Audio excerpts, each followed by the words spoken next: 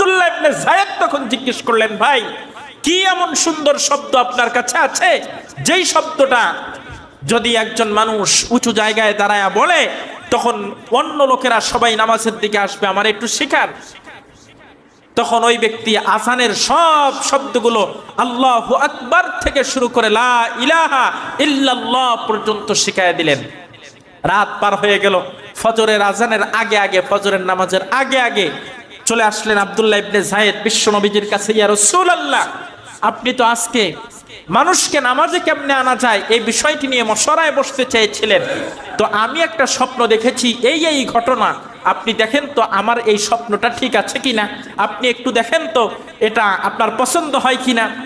নবী আলাইহিস সালামের সামনে যখন আযানের সবগুলো শব্দ, সবগুলো বাক্য সুন্দর করে পেশ করা হলো, তখন বিশ্ব নবীজি সাল্লাল্লাহু আলাইহি ওয়াসাল্লাম বললেন, তোমার এই শব্দগুলো আমার খুব পছন্দ হয়েছে।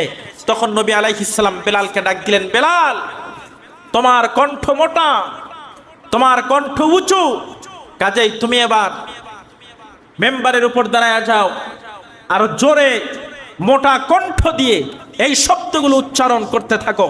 হযরতে বেলাল রাদিয়াল্লাহু তাআলা আনহু তখন দাঁড়ায় আল্লাহু আকবার থেকে শুরু করে লা ইলাহা ইল্লাল্লাহ পর্যন্ত উচ্চ স্বরে মোটা গলায় উচ্চারণ করলেন।